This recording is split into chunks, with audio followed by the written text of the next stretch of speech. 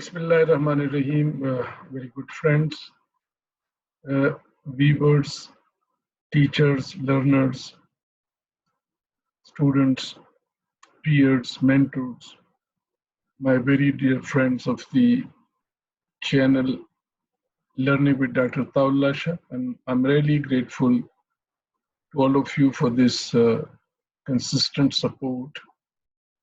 As you know that we have started the project management series, and this is the 15th lecture of the series. And if you go back to the first lecture we had almost last year, in which we started with the introduction to the project management and then the knowledge areas, and then the project life cycle.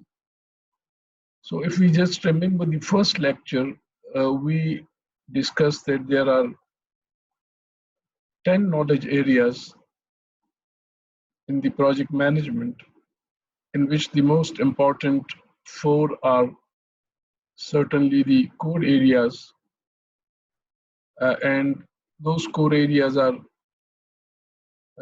project cost management, project quality management, project scope management, and project time management.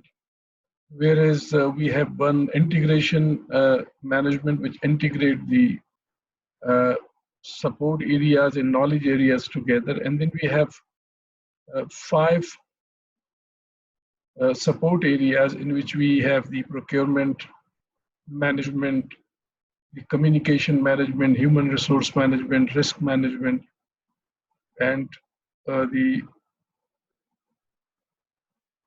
so these 5 areas and the stakeholder management. So 5 areas plus 1 integration areas and 4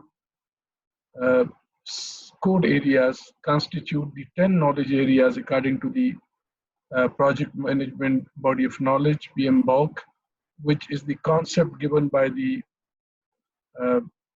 Project Management Institute of the United States, one of the approach to the project management. So today we will discuss a very important part, and which is a core area of the project management, and that is time management. Now, time, remember when we approve the project, as a matter of fact, we approve 4 fundamental core things in the project. The first is the project cost, the second is the project schedule or time, the third is the project scope we discussed last day, and the fourth is the quality or specifications of different attributes of the project. Now, to achieve these 4 targets or objectives of the project, certainly then we have different kind of techniques and tools, and this together makes the project management.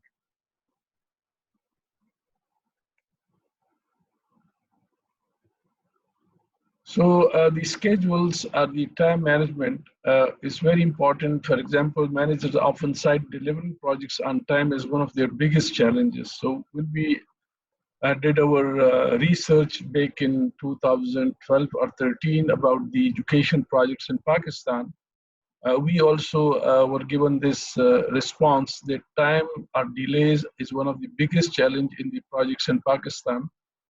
And then the average time will run, this is an old estimate, but certainly this is 222% in 1995, but it improved with better project management in to 163%.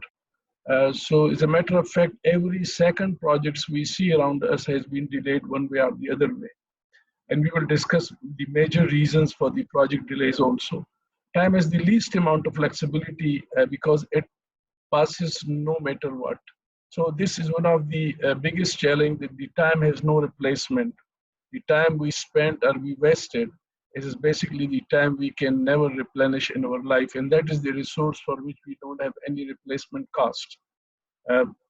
Schedule issues are the main reasons for conflicts and on projects, and we discuss some of the extension of time conflicts, and we also discuss some of the dispute relating to the extension of time in the earlier part of the project procurement management. This is a very interesting graph which shows the intensity of conflicts during the life cycle of the project, and if we see that we divide the projects into four very distinct phases, like the formulation or formation phase, and then we go to the early planning phase, then we go to the execution, and finally we go to the closing. So if you look at this, the major sources of conflicts in the projects are schedules, priorities, manpower, technical opinions, procedures to do the project, cost, and personality conflicts or personal conflicts. Now, the intensity of these conflicts and source of conflicts change from different phases. And if you look, the schedule is not very big source of conflicts in the initial stage, because when we are developing the project, the more important is the priorities and the funding and the procedures to execute the projects. But when we go to the planning and particularly the execution and closing stage, we see that the blue uh, bar is very getting higher, and that is the project schedule at times. So initially in the planning, we don't have much time constraints because we still have long way in the project. But when we move forward, for example, in the execution, which is the middle stage of the project, or middle phase of the project, we are in a high conflict in the time, and we have already delayed many activities. And then when we are going to close the project, again the project time management becomes really a challenge. So based on the project, you see that the highest conflicts in the middle of the project, which is the execution project, which is almost 38%, or 40%, almost 40% of the conflicts are coming from the time management. And same is the case when we go to the closing of the project. We again have uh, high uh, constraint of the project time. Now, the project management, or the project time management, is basically the processes which we deploy to ensure that the project is completed within the given cost, which is always a big challenge we just discussed. Now, these are 5 or 6 steps which we normally do in the project time management, that we first of all define the activities in the projects, and we discussed last day the scope management, that we have the WBS, which is the work breakdown structure, and based on the work breakdown structure, we go to identify that what are the various activities we need to do in the project, and then we try to develop a sequence which is the logical relationship between the different activities. Some of the activities are mandatory, which must be done before starting of the next activity. There are some discretionary activities which we can do either now, or we can defer it for later stage. For example, the procurement of equipment, procurement of furniture and furnishing. These are the activities we can take up at later stage, but certainly there are some external activities also. For example, if you are applying for some kind of license or permits, or some external electrification from the WAPDA, then definitely these are the activities which are not in the control of project. Once we do the sequencing of these projects based on their nature, we go to the duration estimation. For example, what can be the most realistic duration estimation for the projects? And then once we develop the duration estimates, then we go to develop the project schedule or project calendars, and then finally we go to the control. So the initial 4 activities, 4 tasks: the definition, the sequencing, the duration estimation, and the schedule development is done in the planning stage. Whereas the schedule control is again very important, and we discussed the earned value techniques last day, that once the schedules are developed, we try to monitor that through different tools, and we will discuss some of these tools. Now, the definition of the activities is very important, that we try to identify the various activities we need to do in the project. And certainly when we do this from the scope statement, we have the work breakdown structure, work breakdown dictionary, and we have the project management plan. And the output is we have the list of activity, their attributes, their milestone list, and if there is any requested change in the activities we can do. Now, the activity definition would come from the basic document that initiate a project. Project charter includes start and end dates and budgets information with the scope statement we discussed last day. Include the WBS, which is work breakdown structure, and we can get the help of the WBS to identify the various activities. We can also identify the activities from the project financing. We can identify from the bill of quantities, from the approvals. So all these sources from the tender documents, from the contract documents, we can identify the different activities involved in the projects. So it involves developing a more detailed WBS. So the WBS is further broken down into smaller level of activities so that we can understand the relationship and we can estimate a realistic duration for all these activities. The next, once the activities are identified, for example, we have 6 or 8 activities for a task, then the most important is their sequencing. That what is the activity we have to do first and what are the activities to follow. And this is sometimes called the networking of the activities. So the process which is very necessary to sequence the the activities different dependencies. So we have the project schedules, activity diagrams or network diagrams, list of activity, and updated attributes. Now, we discussed that some of the activities can be mandatory dependencies, that there is a logical mandatory relationship between the activities. The discretionary dependencies, which can be defined by the project team, and the external dependency, which may involve the relationship to the non-project activities, and I discussed it a bit earlier. So the dependencies are then determined based on the knowledge of the different activities, and we will discuss later. Then we try to assess the resources required for different activities, which is the resource estimation, and the quantities of resources which are required for each scheduled activity.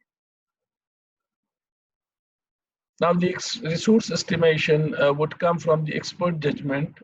This is the group of persons who are specialized in the resource planning, and they can provide such expertise. Then we can also go for alternate analysis, in which we can include using various level of resource capability or skills, different size or types of machines, different tools, and make or buy decisions, which are very important while engaging the resources. And third is the published estimation data, that we have already some published estimates for the various resources which we normally deploy in the project. So based on these three, there might be some project management software we can use for the project management resource estimation. And there are some bottom-up estimation which is more detailed, and we determine the resources required for each and every activity in the work breakdown structure with reasonable confidence, and then we add up all these resources and come up with the total resources required under each set of activities or tasks. So this may be very detailed estimate of the activity and resources required. The third very important or fourth very important step in the time management is to estimate the duration. Now we are in a better position to see that what are the activities, what is their relationship. And now the third very important step is to estimate their duration, that what will be the realistic duration for each and every activity. And this would come certainly for different type of the most common is expert judgment, that we have experts which are very good in estimates, and they can tell us the requirement of the duration for each and every activity based on their previous experience.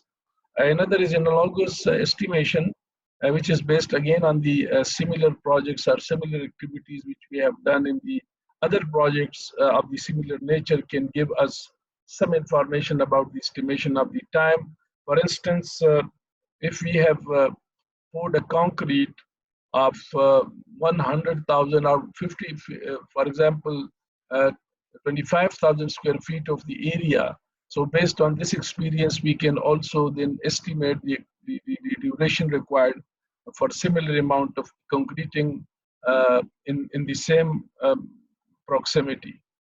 There are some parametric estimates available for times, which are the productivity-based estimates developed by different uh, companies and different industries based on the labor and material requirement. And this may be, for example, productivity rates can be estimated on design project by the number of drawings, time, labor hours per drawing, or cable installation in meters of cable times labor hour per meter. The total resource quantities are multiplied by the labor hours per work period and the production capability per work period and divided by the number of those resources being applied. So for this kind of estimation, we are already having different kinds of parametric estimates or schedules, a schedule of time and resource developed by different departments in which we can work out for a particular work, we can determine the amount of time required for a specific amount of inputs. Another very common is the 3-point estimate, which is a statistical estimate that we have for each activity, we have three kind of estimates. One is the most likely or normal duration. This is more common, and what we do is that this is the most likely, most normal duration. The second is optimistic, when the activity is based on best case scenario.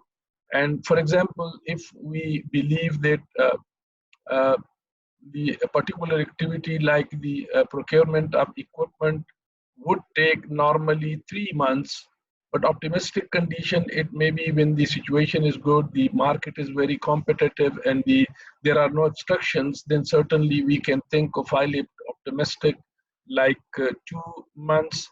But in the pessimistic estimate, like we have in the COVID-19 situation, it's really very difficult now to assess because we have a kind of force majeure condition which is beyond the control of either client or contractor. So this can be very pessimistic sometime, and it may be 4 or 5 months. So starting from a normal of 3 months, we have optimistic 2 months, and we have a pessimistic estimate, which is the most unlikely, and which is called the most unfavorable, and optimistic is the most favorable, and the one is most likely are normal estimate. So once we have these estimate, then we have an equation in which the normal 4 times the normal plus optimistic plus pessimistic divided by 6, and we will discuss this later in the critical path method. Now, once we have the activities duration available with us, we develop the schedule, which is sometimes called the master schedule of the project, which gives us the amount of time required to complete the project at a certain resource level. And then we develop the project calendar in which we place these durations on the project and see that the vacations and the weekends are then removed from the schedule, and we actual working days are assessed based on the schedule, and then we develop the master schedule for the project. Now, these are some of the tools we are using.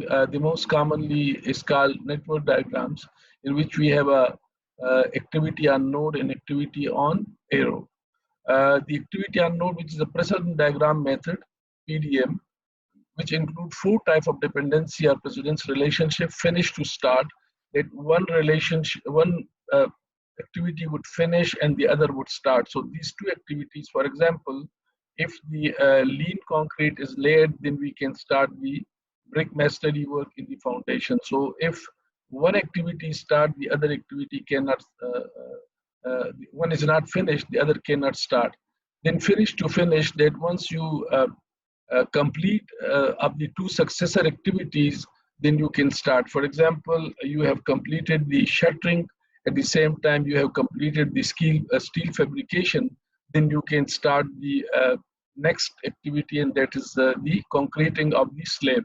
Start to start, that the initiation of the successor activity depend upon the initiation of predecessor activities. So one activity which is going in parallel has to start, and the other can be started once the first one is started.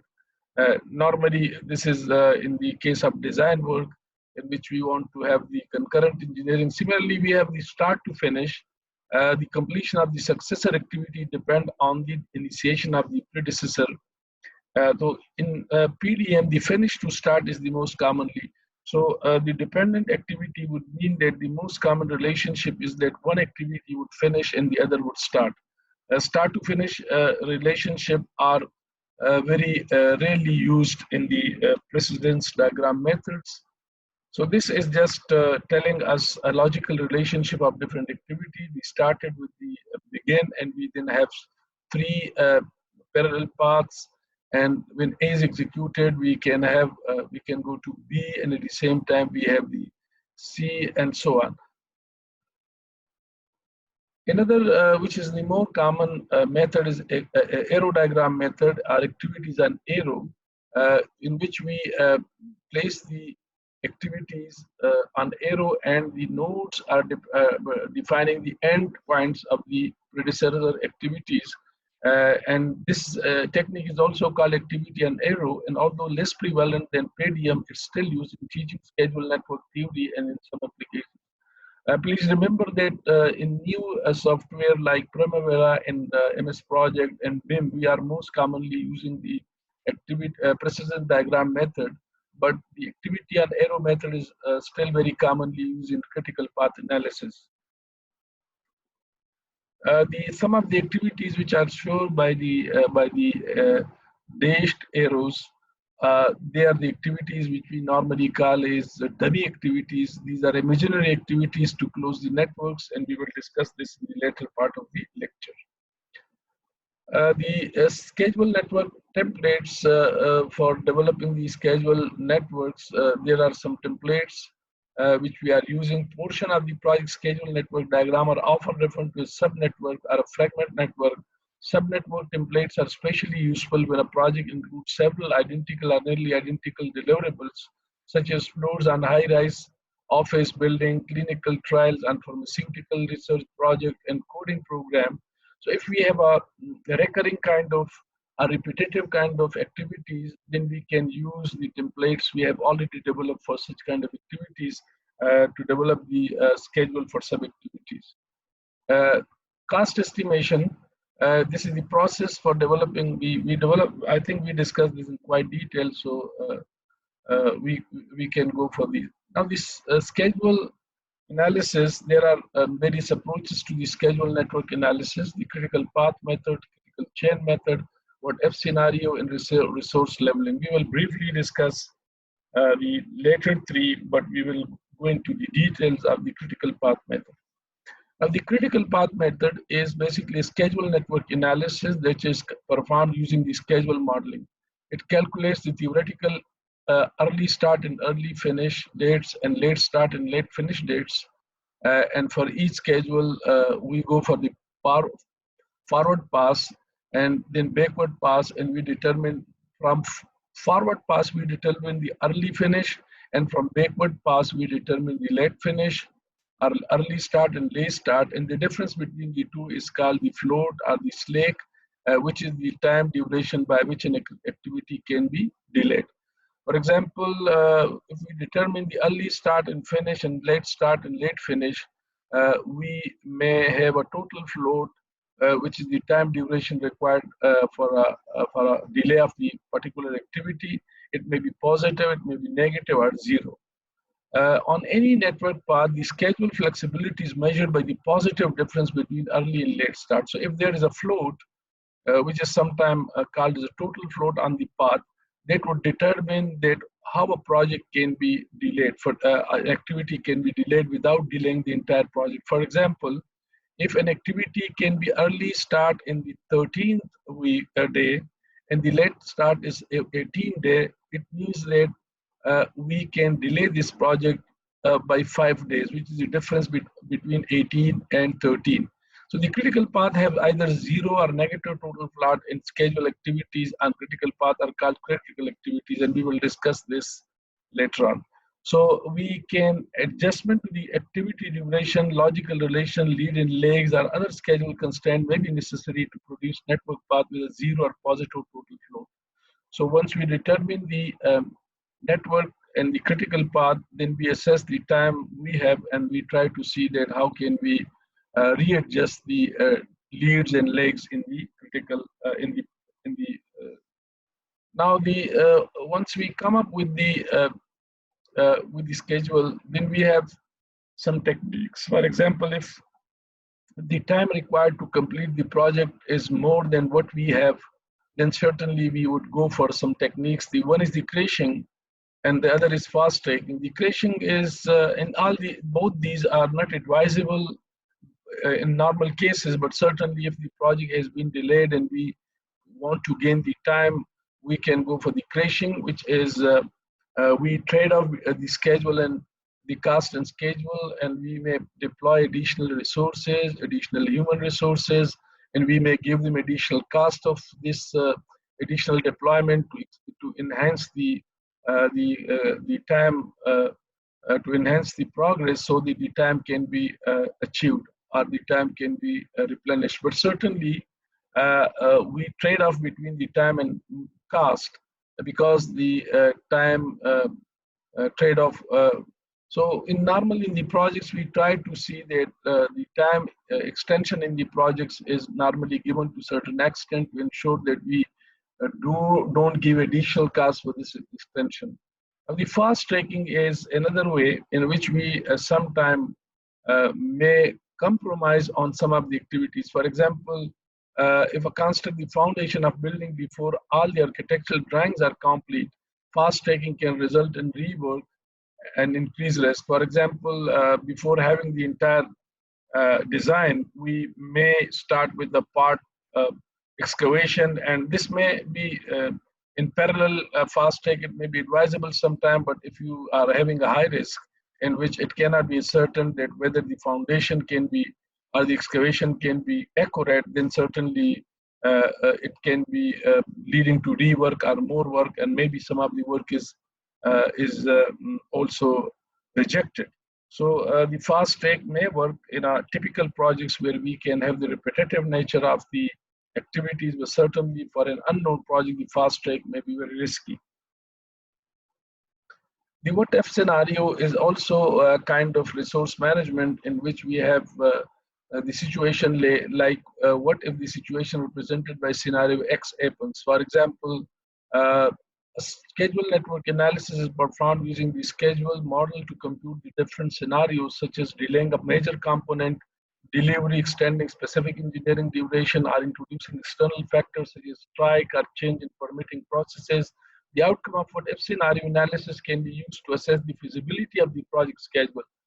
And let me share with you at the moment that since this COVID has forced the universities to close, at least for 2 months, there are different scenarios we are assessing with the HEC under the guidance of Chairman HEC. That the first scenario is that, for instance, if the universities are open on 1st of June, then we will manage the spring semester, a compressed spring semester in 3 months, that is June, July, and August. And we have already developed our plan for the compressed semester. The second option can be that if the universities are extended for an indefinite period, then certainly we can have the second option, and that can be the online education, and we are working on trial basis to develop this capacity at Karakoram University. The third option can be that even if the examinations are delayed and the results of the FSC and the intermediate is not declared by end of September, then we will be maybe in the risk of losing the admissions, and for that we have another scenario, and we have decided to work for that also in parallel. So these different scenarios will have a different impact on the resources and on the different time. Certainly, the time we wasted during this COVID has been really a big loss to the nation. This lockdown has suspended all the activities. In fact, the simulation modeling is another technique in which we have a different modeling on the computer. For the Monte Carlo analysis is very common, in which we have the different probabilities of different scenarios, and based on the scenarios we then try to see the time loss and things like that. The resource leveling, we discussed that some of the resources may be abundant in one activity and some of the resources may be short. So we try to see that if there are some critical activities which are important to complete the project, then certainly we will remove the resources from non-critical activities, and that is sometimes called the resource levelings. For example, if in the examination department, sometimes we need to deploy additional resources to enhance the processes. So we may bring the people from other departments where the activities are non-critical. Same is the case with the admission process. That when we have the admission process, we need additional resources, and the admission is very critical activity because we have very little time, maybe 2 weeks to complete the admission process. So we may bring the resources from other departments to level the resources and give them more people to work with them. The critical chain method is also the probabilistic kind of thing in which we have the tree analysis of different time scenario, but I will not go into details because this involves a lot of probability and statistics, but certainly we develop the chain of different scenario like tree analysis, and we see under each branch of tree what can be the scenario and what can be the probability and what can be the event we can have under that probability and what can be the expected outcome. So this is how we analyze each branch on the critical chain, and then we select the most favorable part.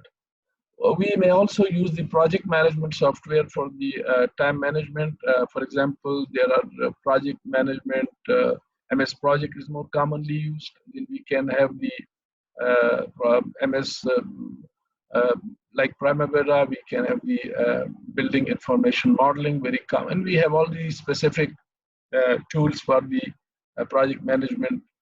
So once we have done the schedule is developed and we come up with the final duration of the project. Let's suppose the entire network diagram give us that the minimum time we need for completion of the project is something like, let's suppose 6 months.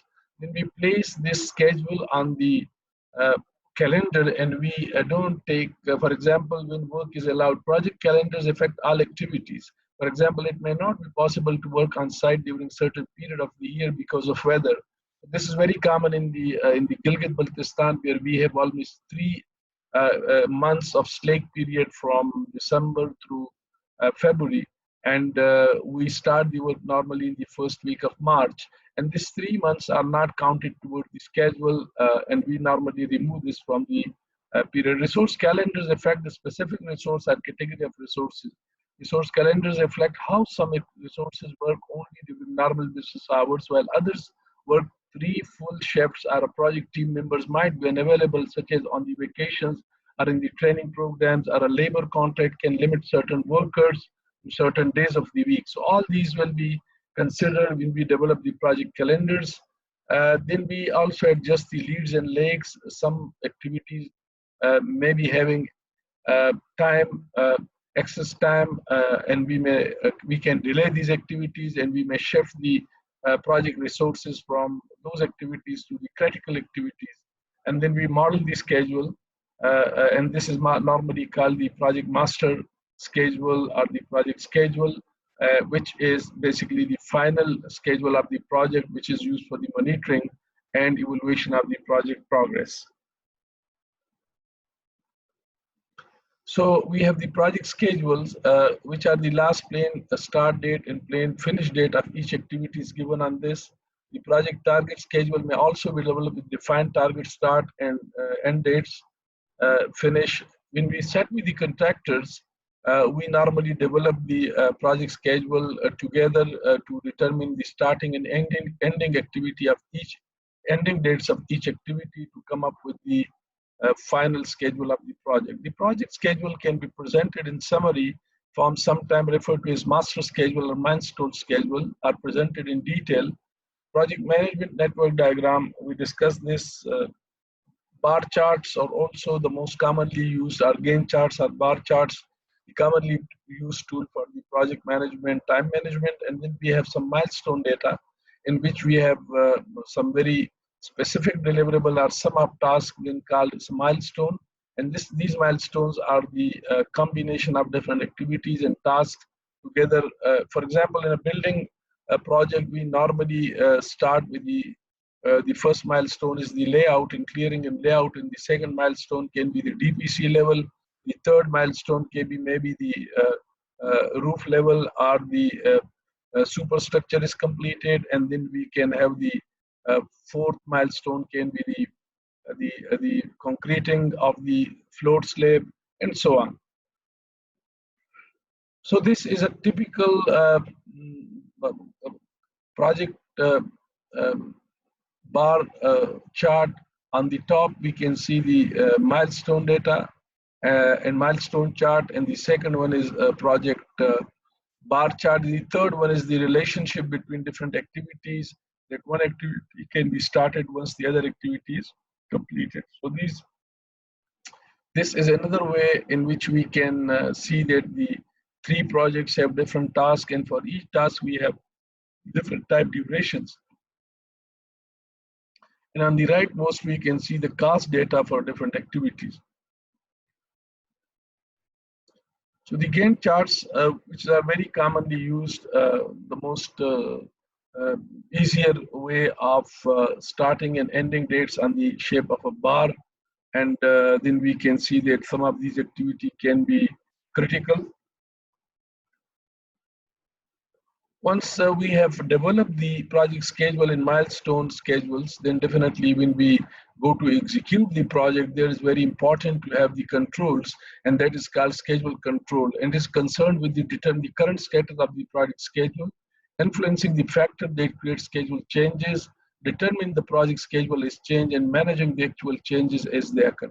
So the project time duration may be extended due to the inclement weather. There may be some strikes, there may be some financial problem, and the current scenario of the pandemic is very unusual, but we have a lot of problems in the projects now because the availability of resources, human and non-human resources, is becoming a big challenge at the project. So such kind of events can just lead to the delay in the project, and we need to see these changes and also see their impact on the project.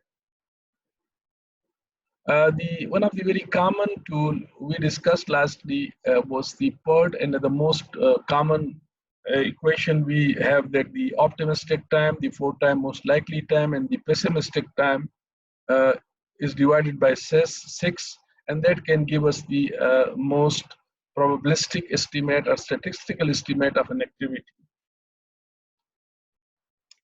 So the project schedule must be more realistic and workable.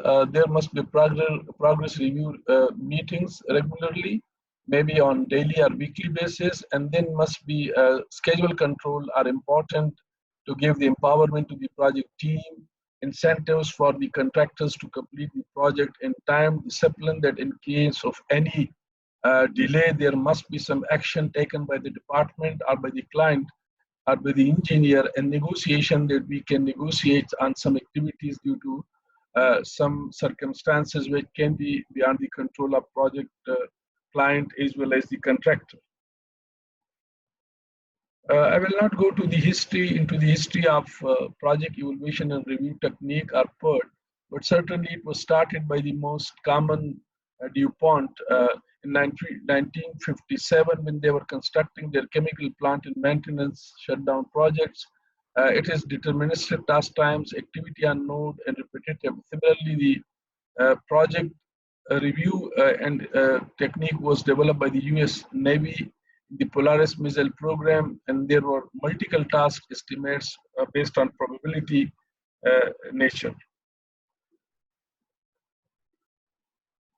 This is just telling us the estimation for different activities. For example, the redesign, design, packaging, order.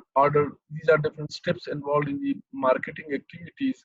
So we can develop based on these estimates, we can then develop these are some of the definitions. I would not go through it, but certainly you can see. So a typical activity may have the identity ID. Then there is an earliest start, that the earliest time we can start an activity, and the late start that is an activity which can be started at the later stage, and then early finish, how early we can finish then and how late we can finish then. And the difference between these two, late start and early start, or late finish minus early finish, is sometimes given as the float of the activity, where T is the duration of the activity or task.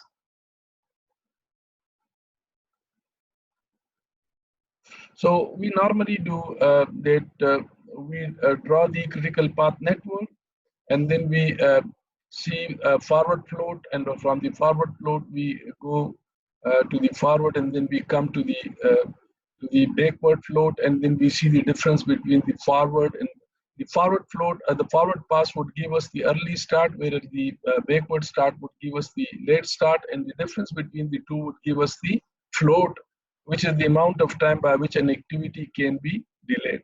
And the critical path is the path where we don't have any float in the activities, and all the activities have the same early and late start and early and late finish. And as a result, the float is zero for all such activities. And that is the minimum duration which the project would need to complete along that path.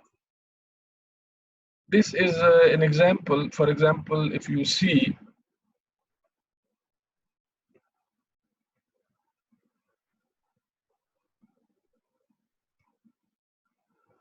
that there are some activities which are shown in the I'm sorry, we cannot see the color of the nodes, but certainly the activity A has got 6 months, 6 weeks, and then the activity B is, so based on this, we can determine the critical path, and you see that there might be a path in which we have all the activities have the same, for example, the early start, early finish is the same, late start, late finish is also the same, and we have the critical, and that critical activity is the activities which is uh, A, B, D, and J, and that is shown in the thick line.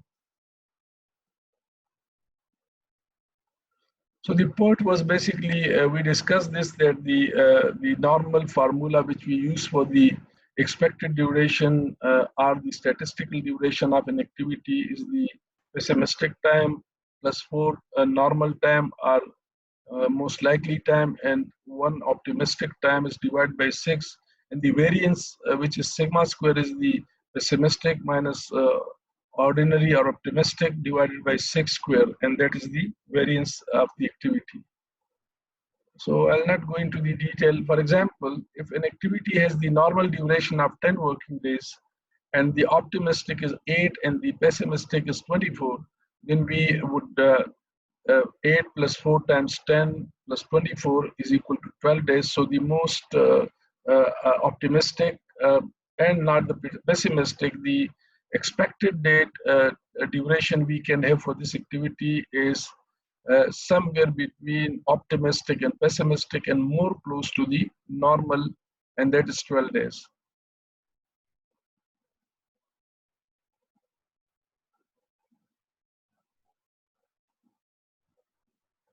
I'll not go into the probability, but this is just telling us the normal curve, that the mean value is basically the pessimistic value, and then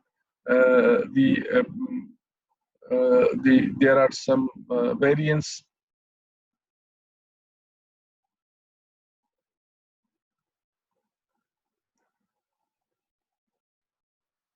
This is just telling us optimistic and most likely and pessimistic duration of the activities. For example, for A, we have 4 is the optimistic, and then 6 is the most likely, and the 8 is the most pessimistic. So based on this, you can determine the duration for the activities, and these activities are then placed on the network diagram, and then we determine this is the final telling us the slack, and you see that the slack or float, which is the difference between the early start minus late start, late finish minus early finish, and you see that in the critical activities like A, C, uh, we don't have any delay possible because the float in all these are zero, and this is the most critical path of the network.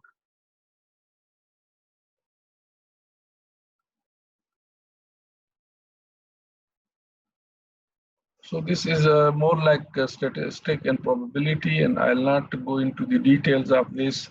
But anyhow, if some of the students are more interested to learn the PERT and the probability analysis, I'll recommend some books, and I have some ebooks if they want to. There is a very good book on the networking and scheduling. If some of the students are interested, then I can give them.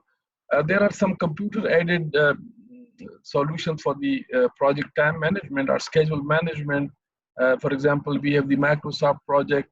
They have their own MS project, and then Mac project is for Claris Corporation. We have the Power project from A-Star Development. With the Primavera from Primavera Planner, their project scheduler for Cited Corporation, Project Workbench for ABT Corporation, and more recently we have the BIM building information modeling, which is from Revit and more very globally used software for the modeling of cost, time, and quality. Project schedules always are giving us a lot of challenges because creating a realistic schedule and sticking to them is key challenge for the project managers. Crashing and fast tagging often cause more problems. If you want to, for example, compromise with some of the project's activity, you can have a more cost. Sometimes you can fast take, but the fast take can also lead to some overwork and the trade-off between the quality, time, and cost, and maybe sometimes the scope can be resulted and it can increase the cost and duration sometimes. Organizational issues often cause schedule problems. There are issues in payment to the contractors, in the decision making, in the external stakeholders, in the licenses and permissions. So this kind of conflicts certainly delay the projects. It's important to update project schedule information. The critical path may change as you enter actual start and finish dates. If you know the project completion date will slip, negotiate with the project sponsor. This might be very common in the public sector projects that due to a lot of challenges at site, the project duration is extended. It's very advisable to negotiate with the sponsor well in time, with the planning commission, with the sponsoring agency, and particularly when the project is in the last year of its scheduled completion period, because if it is not done carefully, maybe the project is removed from the PSDP, Public Service Sector Development Program, and then the funding of this project may become a real challenge. So this must be very carefully done by the project team, that if there is any delay due to certain circumstances which are beyond the control of the client, then definitely they should report to the sponsor very timely.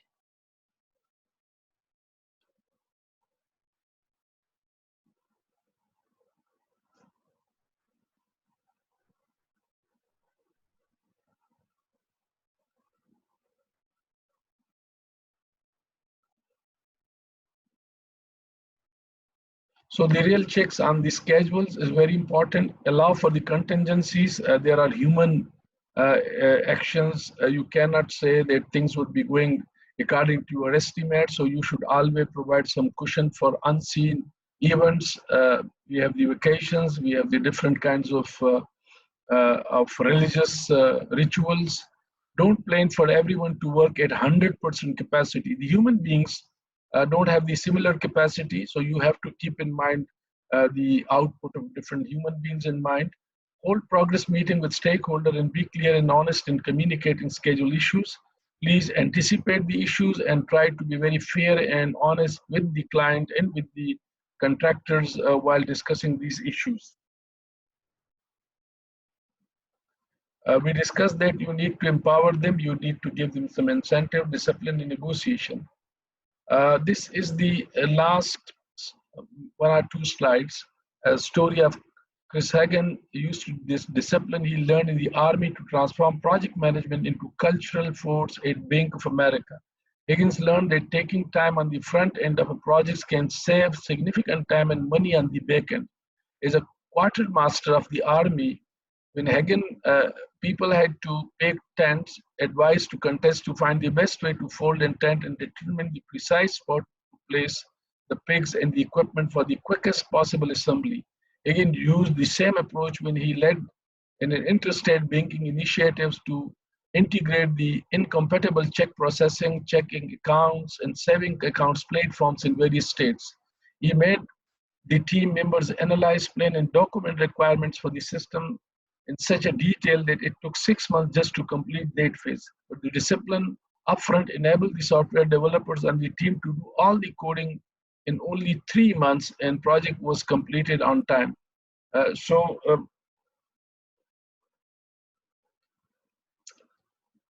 we discussed that there are some project management softwares, time management software, which can be used for the time management also.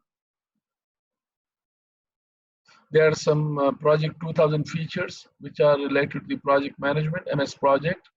There are different features we can do. And final slide, that there is always a word of caution using the project management softwares, even for any kind of attributes, maybe for cost, for quality, for time. Many people misuse project management software because they don't understand important concepts and have not had good trainings. You must enter dependencies to have date adjust automatically and to determine the critical path. You must enter actual schedule information to compare planned and actual progress. So this is certainly telling us that not only the schedule can be, or any other attribute of the project can be easily monitored by the software. You have to sit with the people, with the human resources, with the contractors, and you have to see the ground realities and also give the contingencies or provisions for such kind of problems. So the project management software can certainly help you, but it cannot be the only tool, or it cannot be relied 100%. So you must be very careful in using these project management software for different kind of decisions. So thank you very much, ladies and gentlemen, for today. And I believe that if there is any question, please, you can ask the question, we will discuss. Thank you very much.